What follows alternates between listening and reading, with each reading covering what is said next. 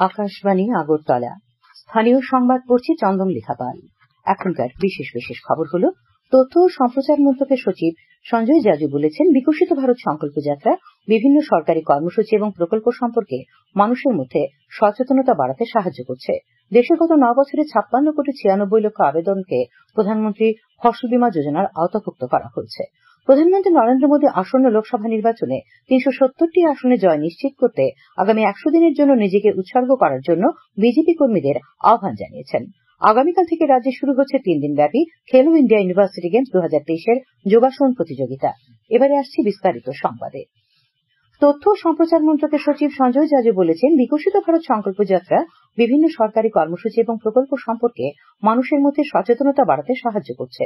তিনি আজ হায়দ্রাবাদের নামপল্লী এলাকার গোকুলনগরে আয়োজিত বিকশিত ভারত সংকল্প যাত্রা অনুষ্ঠানে উপস্থিত ছিলেন। তিনি স্বাস্থ্যকেন্দ্র, আধার এবং প্রধানমন্ত্রী উজ্জ্বলা প্রকল্পের স্টলগুলি পরিদর্শন করেন এবং আধিকারিকদের সঙ্গে বিভিন্ন পরিষেবা নিয়ে কথা বলেন। তিনি বিকশিত ভারতের অঙ্গীকার বাক্য পাঠ করান। এর আগে তিনি তথ্য সম্প্রচার মন্ত্রকের অধীন বিভিন্ন বিভাগের কার্যক্রম পর্যালোচনা করেন।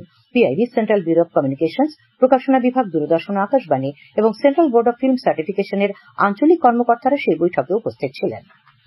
দেশে গত 9 বছরে 56 কোটি 96 লক্ষ আবেদনকে প্রধানমন্ত্রী ফসল বীমা যোজনার আওতায় অন্তর্ভুক্ত করা হয়েছে। এই সময়ের মধ্যে ক্ষতিপূরণ দেওয়া হয়েছে 1,54,000-এরও বেশি টাকা।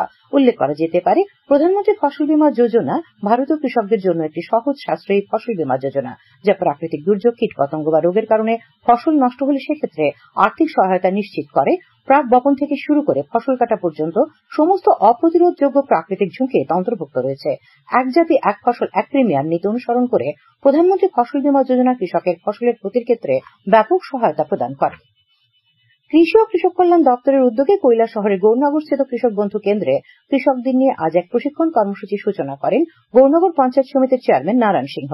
এখানে কৃষি জমিতে সুষম সার, জৈব সার প্রয়োগ, রোগ পোকা দমন, গুদামজাত শস্য সংরক্ষণ, ইঁদুরতার সুসংহত দমন ব্যবস্থা সম্পর্কে আলোচনা ও মত বিনিময় হয়।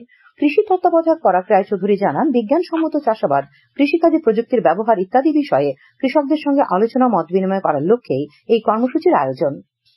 আগরতলা প্রেস ক্লাবের উদ্যোগে আজ সন্ধ্যায় প্রয়াত সাংবাদিক পার্থ সেনগুপ্ত, সুশান্ত দেববর্মা, চিত্র সাংবাদিক দেবাশিস বড়ুয়া এবং প্রেস ক্লাবের সহযোগী সদস্য কল্যাণ গুপ্তের স্মরণে এক স্মরণ সভার আয়োজন করা হয়। সভায় বরিষ্ঠ সাংবাদিকরা প্রয়াত সাংবাদিকদের কর্মজীবন নিয়ে আলোচনা করেন। অনুষ্ঠানে পৌরোহিত্য করেন আগরতলা প্রেস ক্লাবের সভাপতি জয়ন্ত ভট্টাচার্য। আগরতলা রেল স্টেশন থেকে আজ সকালে সন্দেহভাজন 3 জনকে পুলিশ আটক করেছে। তাদের কাছ থেকে 9,56,000 টাকা আটক করা হয়। সকালে শিয়ালদাগামী ট্রেনে যাওয়ার জন্য তারা স্টেশনে এসেছিল। আটককৃতদের বাড়ি মহারাষ্ট্রে। পুলিশ তাদের জিজ্ঞাসাবাদ করছে। মুখ্যমন্ত্রী জন আরোগ্য যোজনা চালু করায় রামনগরের বিজেপি মন্ডলের উদ্যোগে শুভেচ্ছা জ্ঞাপন র্যালির আয়োজন করা হয়।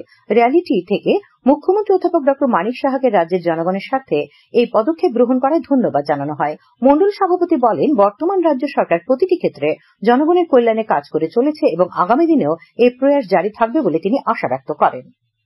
লোকসভা নির্বাচনকে সামনে রেখে আইন শৃঙ্খলা পরিস্থিতি খতিয়ে দেখতে পুলিশের আইজিপি আইন শৃঙ্খলা সৌমিত্র ধর আজ উত্তর জেলা সফর করেন। সফরকালে তিনি জেলার বিএসএফ, টিএসআর, পুলিশ আধিকারিকদের সঙ্গে বৈঠক করেন এবং বিভিন্ন থানা পরিদর্শন করেন। খোয়াই টিআরটিসি রোড স্থিত ত্রিপুরা রাজ্য কর্মচারী সংঘের খোয়াই বিভাগীয় কার্যালয়ে সংগঠনের নেতৃবৃন্দ আজ এক সাংবাদিক সম্মেলন করেন।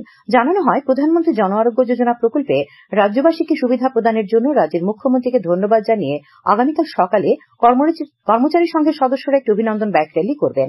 সাংবাদিক সম্মেলনে উপস্থিত ছিলেন সংগঠনের বিভাগীয় নেতৃত্ব অশোক দাস, বাদল ভট্টাচার্য এবং মিঠু দেবনাথ। আগরতলার নোয়াগাঁও শীতলাবাড়ি এলাকায় রাম ঠাকুর উৎসব উপলক্ষে আজ রক্তদান শিবিরের আয়োজন করে উৎসব কমিটি। আগরতলা পুর নিগমের mayor in councillor Shampa Sen Sarkar শিবিরের উদ্বোধন করেন। শিবিরে মোট 42 জন স্বেচ্ছায় রক্তদান করেন। খবর প্রচারিত হচ্ছে আকাশবাণীর আগরতলা কেন্দ্র থেকে। প্রধানমন্ত্রী নরেন্দ্র মোদী আসন্ন লোকসভা নির্বাচনে 370টি আসনে জয় নিশ্চিত করতে আগামী 100 দিনের জন্য নিজেকে উৎসর্গ করতে বিজেপি কর্মীদের আহ্বান জানিয়েছেন। তিনি এনডিএ কর্তৃক 400টি আসন জয়ের উল্লেখ করে বলেন, বিজেপি একাই 370টি আসনে জয়লাভ করবে। আজ নতুন দিল্লির ভারত মণ্ডপমে আয়োজিত 2 দিনব্যাপী বিজেপির জাতীয় সম্মেলনের প্রথম দিনে দলের নেতাদের সামনে ভাষণ দিচ্ছিলেন তিনি। শ্রী মোদীর বক্তব্যের প্রতি সমর্থন জানিয়ে দলের সাধারণ সম্পাদক বিনোদ তাওদে বক্তব্য রাখেন। তিনি বলেন যে দল 25শে ফেব্রুয়ারি থেকে 100 দিনের কর্মসূচি শুরু করবে, যেখানে বিজেপি কর্মীরা নতুন ভোটারদের সঙ্গে সংযোগ করবেন এবং সরকারের উন্নয়নমূলক উদ্যোগগুলিকে তুলে ধরতে প্রতিটি বুথে বুথে যাবেন। দুদিনের বিজেপি জাতীয় সম্মেলন আজ শুরু হয় দলের পদাধিকারীদের বৈঠকের মধ্য দিয়ে। বৈঠকে প্রধানমন্ত্রী নরেন্দ্র মোদী, বিজেপি প্রধান জেপি নাড্ডা, অমিত শাহ, রাজনাথ সিং এবং নীতিন গডকরি সহ কেন্দ্রীয় মন্ত্রীরা যোগ দিয়েছেন। কেন্দ্রীয় মন্ত্রী, দল শাসিত রাজ্যের মুখ্যমন্ত্রী, রাজ্যের মন্ত্রী, জাতীয় রাজ্য দলের পদাধিকারী, সাংসদ এবং বিধায়ক সহ প্রায় 11,500 প্রতিনিধি অনুষ্ঠানে অংশ নিচ্ছেন। আসন্ন লোকসভা নির্বাচনের কারণে সম্মেলনটি তাৎপর্যপূর্ণ। আগামীকাল প্রধানমন্ত্রী নরেন্দ্র মোদী সমাপ্তি ভাষণ দিয়ে বৈঠকটি শেষ হবে। উল্লেখ্য, ত্রিপুরা থেকে মুখ্যমন্ত্রী অধ্যাপক ড মানিক সাহা সহ 144 জন প্রতিনিধি এই সম্মেলনে যোগ দিয়েছেন। ভারতীয় মহাকাশ গবেষণা সংস্থা শ্রীহরিকোটা সতীশ ধাওয়ান মহাকাশ কেন্দ্রের দ্বিতীয় লঞ্চ প্যাড থেকে বিকেল 5:35 আজ জিএসএলভি F-14 সফলভাবে উৎক্ষেপণ করেছে। উৎক্ষেপণের প্রায় 20 মিনিটে ইনস্যাট 3DS কক্ষপথে স্থাপন করা হয়। ক্রায়োজেনিক স্ট্রেস পারফরমেন্স সহ 3টি ধাপই প্রত্যাশা অনুযায়ী স্বাভাবিক ছিল। ইনস্যাট 3DS প্রধানত আবহাওয়ার তথ্য অধ্যয়ন এবং গবেষণা, এছাড়াও দুর্যোগে সঠিকভাবে পূর্বাভাস দেওয়ার জন্য ব্যবহার করা হবে। সোনামুড়া স্পোর্টিং অ্যাসোসিয়েশন মাঠ সংলগ্ন এলাকায় অভিযান চালিয়ে গতকাল রাতে পুলিশ এক নেশা কারবারিকে গ্রেপ্তার করে। তার কাছ থেকে 573টি নেশাজাতীয় ট্যাবলেট উদ্ধার করা হয়। সোনামুড়া থানার ওসি জয়ন্ত দে এই খবর জানিয়েছেন। এবারে খেলার জগৎ। আগামীকাল থেকে রাজ্যে শুরু হচ্ছে 3 দিনব্যাপী খেলো ইন্ডিয়া ইউনিভার্সিটি গেমস 2023-এর যোগাসন প্রতিযোগিতার আসর। আগরতলা নেতাজি সুভাষ রিজিওনাল কোচিং সেন্টারের ইনডোর হলে অনুষ্ঠিত হবে এই প্রতিযোগিতার আসর। আজ সচিবালয়ের প্রেস কনফারেন্স হলে আয়োজিত সাংবাদিক সম্মেলনে যুব বিষয়ক ও ক্রীড়া দপ্তরের সচিব ড প্রদীপ কুমার চক্রবর্তী এই খবর জানিয়ে বলেন, খেলো ইন্ডিয়া ইউনিভার্সিটি গেমসের 4র্থ পর্যায়টি আয়োজন করা হচ্ছে অষ্টলক্ষ্মী অর্থাৎ উত্তর পূর্বাঞ্চলের বিভিন্ন রাজ্যে। খেলো ইন্ডিয়া ইউনিভার্সিটি গেমসে অ্যাথলেটিক্স, রাগবি, বাস্কেটবল, ভলিবল, সাঁতার, badminton, hockey, fencing, kabaddi, football, tennis, mallakhamb, judo, table tennis, boxing, shooting, ভারোত্তোলন, আর্চারি, রেসলিং, যোগাসন সহ 20টি বিষয় রয়েছে। এই বিষয়গুলির মধ্যে বেশিরভাগ হবে আসামে। ত্রিপুরায় অনুষ্ঠিত হচ্ছে যোগাসন প্রতিযোগিতা। রাজ্য সরকারের যুব বিষয়ক ও ক্রীড়া দপ্তর এবং ত্রিপুরা বিশ্ববিদ্যালয় যৌথভাবে এই প্রতিযোগিতার আয়োজন করছে। সাংবাদিক সম্মেলনে ক্রীড়া দপ্তরের সচিব আরও জানান, খেলো ইন্ডিয়া ইউনিভার্সিটি গেমসের যোগাসন প্রতিযোগিতার আসরে দেশের 13টি বিশ্ববিদ্যালয়ের প্রায় 160 জন খেলোয়াড় অংশ নিচ্ছেন। ত্রিপুরা বিশ্ববিদ্যালয় এতে অংশ নিচ্ছে। সাংবাদিক সম্মেলনে যুব বিষয়ক ও ক্রীড়া দপ্তরের অধিকর্তা সত্যব্রত নাথও উপস্থিত ছিলেন। পুনেতে 44তম মাস্টার্স অ্যাথলেটিক্স প্রতিযোগিতার 5 দিনের আসরে ত্রিপুরা মোট 11টি স্বর্ণ সহ 48টি পদক লাভ করেছে। শেষ দিনেও রাজ্য দলের অ্যাথলিটরা আজ 2টি স্বর্ণ সহ 10টি পদক পায়।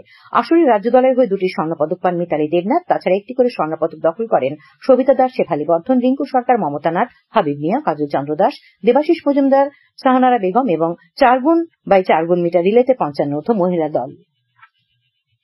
রঞ্জি ট্রফির 4 দিনের খেলায় রেলওয়ের বিরুদ্ধে প্রথম ইনিংসের লিড নিয়ে সুবিধাজনক অবস্থায় রয়েছে ত্রিপুরা। এমবিবি স্টেডিয়ামে 7 উইকেটে 72 রান থেকে দ্বিতীয় দিনে আজ ব্যাট করতে নেমে সফরকারী রেলওয়ে প্রথম ইনিংসে সবকটি উইকেট হারিয়ে 105 রান করে। দলের পক্ষে অরিন্দম ঘোষ 62 রান করেন। রাজ্য দলের মণিশঙ্কর মুরা সিং 28 রানে 5টি উইকেট পান। আবহাওয়া। আগামীকাল আকাশ পরিষ্কার থাকবে, সকালে হালকা কুয়াশা পড়বে। আগামীকাল তাপমাত্রা সর্বোচ্চ 29 ডিগ্রি সেলসিয়াস এবং সর্বনিম্ন 15 ডিগ্রি সেলসিয়াসের কাছাকাছি থাকবে।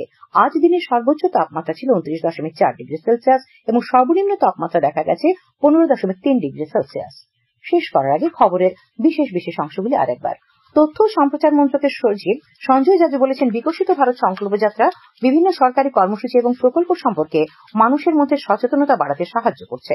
দেশে গত 9 বছরে 56 কোটি 96 লক্ষ আবেদনকে প্রধানমন্ত্রী ফসল বীমা যোজনার আওতাভুক্ত করা হয়েছে। প্রধানমন্ত্রী নরেন্দ্র মোদী আসন্ন লোকসভা নির্বাচনে 370টি আসনে জয় নিশ্চিত করতে আগামী 100 দিনের জন্য নিজেকে উৎসর্গ করতে বিজেপি কর্মীদের আহ্বান জানিয়েছেন। আগামীকাল থেকে রাজ্যে শুরু হচ্ছে 3 দিনব্যাপী খেলো ইন্ডিয়া ইউনিভার্সিটি গেমস 2023-এর যোগাসন প্রতিযোগিতার আসর। স্থানীয় সংবাদ আজকের মতো এখানে শেষ হলো।